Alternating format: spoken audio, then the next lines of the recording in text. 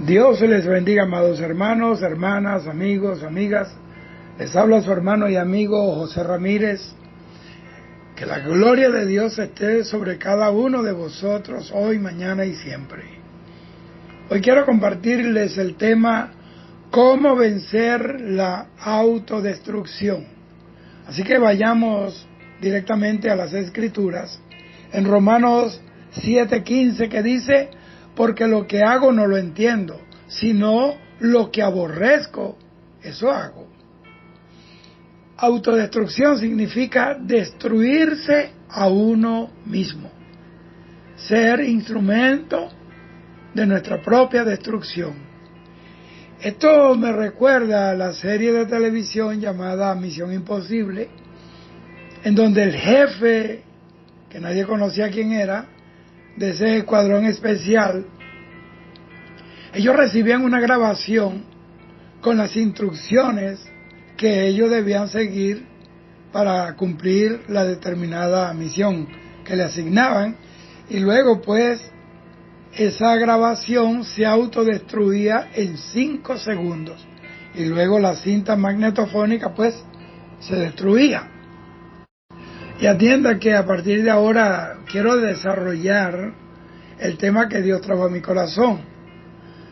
Se ha enseñado con mucho acierto que los cristianos tenemos 3 enemigos principales: Satanás, el mundo y la carne. Eso es cierto, yo lo pondero. Pero yo quiero decirles hoy que el principal enemigo de Dios y de nosotros somos nosotros mismos. Pablo dijo en Romanos 7:17, de manera que ya no soy yo quien hace aquello, o sea, lo malo, sino el pecado que mora en mí. Esto me dice que el peor enemigo lo llevamos dentro de nosotros mismos. La batalla más grande la libramos dentro de nosotros, es decir, que vencer o perder en esa batalla dependerá de si vivimos realmente en el espíritu o si vivimos en la carne. En el templo de Silo, los enemigos estaban dentro de ese templo. Elí, que era el sumo sacerdote, era un sacerdote padre, complaciente y alcahuete de los pecados de sus hijos.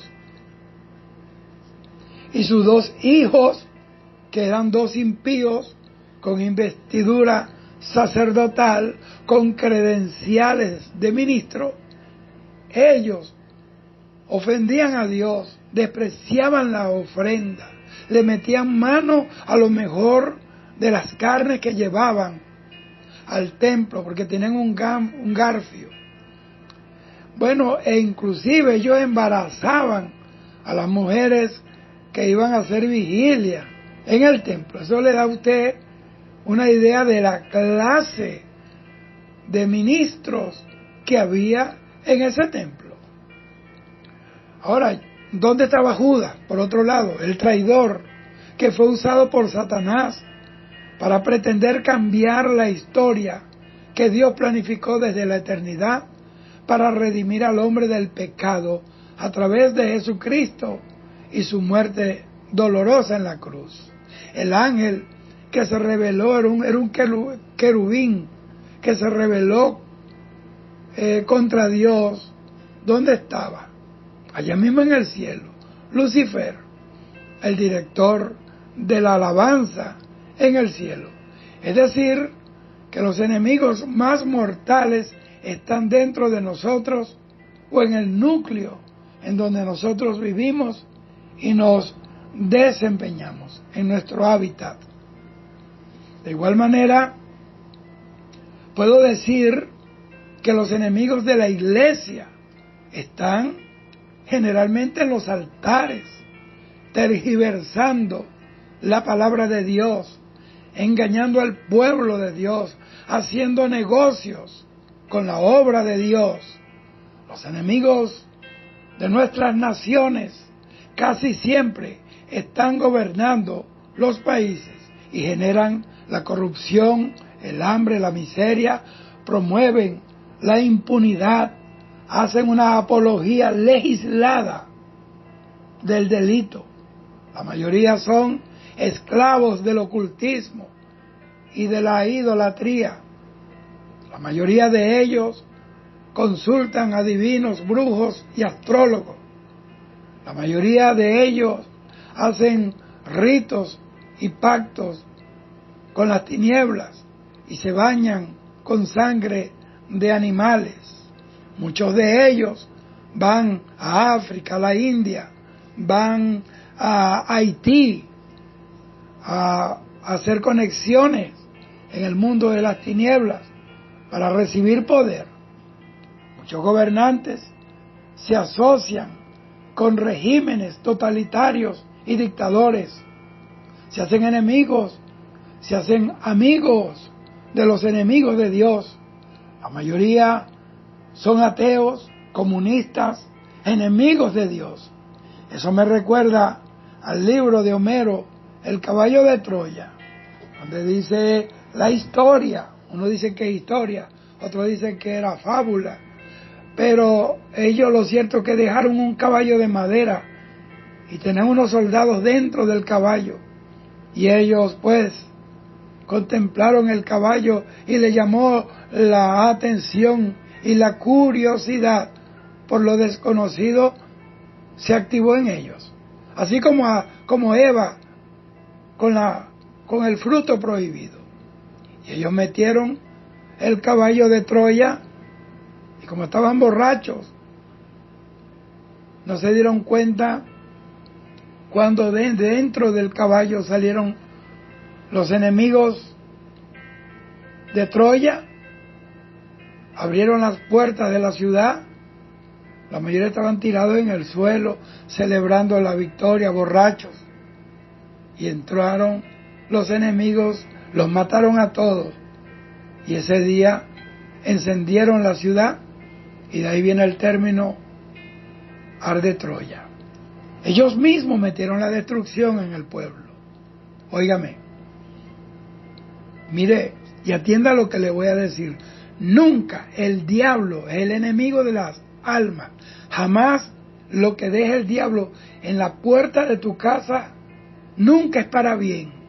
Como ellos pensaban que los troyanos, que esos enemigos de Troya, le iban a dejar algo bueno. Siempre el diablo te dejará la mejor manzana, pero tendrá el gusano más mortal dentro de la manzana. El caballo de Troya, Satanás lo creó y lo dejó. Y son las mismas personas que se encargan, por su curiosidad, por su temor a Dios o por ignorancia, meter el caballo de Troya dentro de la iglesia, dentro de las casas y los hogares. Muchas veces le compran un celular de primera gama a los hijos y resulta que se convirtió en el caballo de Troya. Le destruye la inocencia de los niños, destruye la aplicación a los estudios, incluso no le da tiempo ni siquiera de leer la Biblia, de orar. El caballo de Troya está dentro de muchos hogares porque los mismos hombres los han entrado, los han metido dentro de sus casas, de sus hogares. Han metido el caballo de Troya en muchos ministerios y concilios que yo conocí, que eran concilios santos, conservadores, de la sana doctrina, fundamentalistas de toda esa palabra que Dios reveló a los hombres para que viviéramos por ella. Sé de esto, pues yo nací en el Evangelio y me crié en el Evangelio y sé y puedo hablar de esto. Hermanos, existen manifestaciones almáticas dentro de nosotros que pueden hacer que germine nuestra autodestrucción, tales como el miedo, la desesperación, la amargura, la incredulidad, etcétera, etcétera, etcétera. Todos estos sentimientos se podría decir que son como soldados del infierno que si no buscamos la liberación del Espíritu Santo, pueden destruirnos.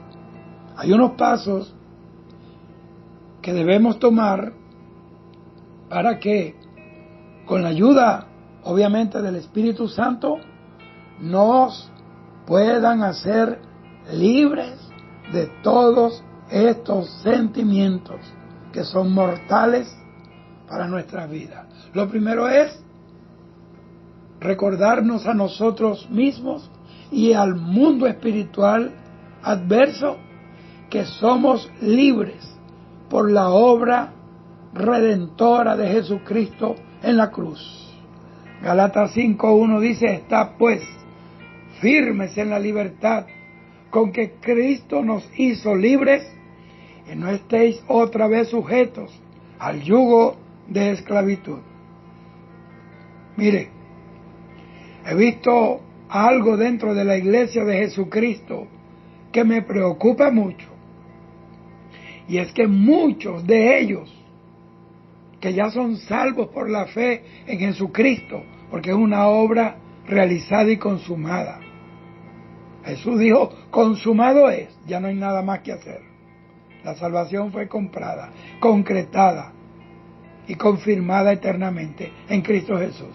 Sin embargo, ellos no viven ni actúan como personas salvadas por el amor de Dios a través del sacrificio de Jesucristo. Y eso es muy grave, y es a la vez una puerta, un acceso o una herramienta que Satanás sabe utilizar muy bien contra nosotros mismos para destruirnos. Debes recordar diariamente y creerlo y gritarlo que tú eres libre. Romanos capítulo 8, versículo 1 dice: «Ahora pues ninguna condenación hay para los que están en Cristo Jesús, los que no andan conforme a la carne, sino conforme al Espíritu». Esto es una voz de Dios universalizada para que todos sus hijos, tú y yo, para todos los que servimos a Dios, de que no debemos andar arrastrando ni vergüenza, ni autocondenación, ni debemos tener miedo, y tampoco vivir avergonzado por nada, porque hubo uno que se humilló hasta lo sumo por nosotros y se levantó al tercer día para también levantarnos hasta lo sumo a su diestra. Con Jesús estamos sentados en regiones celestiales. Y Él llevó toda maldición, toda condenación que pesaban en contra nuestra en la cruz del Calvario, y las clavó en esa cruz afrentosa y nos hizo libres. ¿Usted entiende eso? El segundo paso es: desecha de ti, echa de ti todo aquello que te atormenta. La Biblia dice en Isaías que el resultado de la justicia es la paz. El Señor Jesús nos dio su paz perfecta, permanente y real, pero el enemigo usa nuestros pecados pasados para atormentarnos y así robarnos la paz y hacernos dudar de nuestra salvación, que es tan real como la resurrección de Jesucristo. Antes de aceptar a Jesucristo como nuestro Salvador, nosotros vivíamos engañados a nosotros mismos, creyendo que podríamos vencer con nuestra fuerza de voluntad. Mire, el pecado y la condenación eterna que solo Jesucristo pudo vencer, ahora nosotros somos más que vencedores sobre todas estas cosas, pero es en la victoria de Cristo, no por nuestros propios méritos ni por nuestras capacidades. La fuerza de voluntad tiene sus ventajas en ciertas situaciones que enfrentemos en la vida. Acá entra en acción el dominio propio, que es un don que nos da el Espíritu Santo. Pero cuando enfrentamos o tratamos de enfrentar con nuestra fuerza de voluntad un sistema mundano diseñado por el infierno para matar, robar y destruir, entonces esa fuerza de voluntad de nada sirve delante de las puertas del Hades, del infierno. Se desgasta y quedamos sin nada, sin fuerza, sin argumentos contra el diablo. ¿Por qué? Porque la victoria contra el enemigo es en el nombre de Jesús. No hay ningún otro nombre, ni en ninguna otra cosa, solo en Cristo Jesús. Cuando nos entregamos a Jesucristo, Dios nos dio a su Espíritu Santo, y eso lo dice Gálatas 5, 16 y 17. Digo pues, andad en el Espíritu, y no satisfagáis los deseos de la carne, porque el deseo de la carne es contra el Espíritu, y el del Espíritu es contra la carne, y estos se oponen entre sí, para que no hagáis lo que quisiereis. Por eso, no debemos dejarnos arrastrar por los deseos, ni por los impulsos de la carne, porque son contra Dios mismo. La naturaleza pecaminosa que mora en nosotros solo podremos sofocarla, encadenarla y paralizarla viviendo conforme al Espíritu. Pero eso depende de nuestra decisión y no de Dios. Obviamente que con su ayuda, porque sin Él nada podemos hacer. Es cuando el Espíritu Santo guía nuestras vidas que podemos decir no a esos sentimientos que son como un cóctel venenoso que nos puede autodestruir. Lo tercero es, manifiesta tu identidad de hijo de Dios y que tienes como Padre al Dios que creó el universo y todas las cosas. Esto acaba con el espíritu miserable del mundo que encadena a los que viven sin Jesucristo. ¿Por qué? Porque no tener a Dios a través de Jesucristo es vivir en la más triste orfandad y la más profunda miseria espiritual, aunque lo tengamos todo en esta tierra. Me refiero a lo material. Vive esa relación real, hermano, con tu Padre Celestial, que es un Padre lleno de amor para sus hijos. En Romanos 8:15 dice, pero no habéis recibido el espíritu de esclavitud para estar otra vez en temor, sino que habéis recibido el espíritu de adopción por el cual clamamos, Abba, Padre. Un Padre terrenal tiene dos cosas especiales, el espíritu protector y el espíritu amoroso.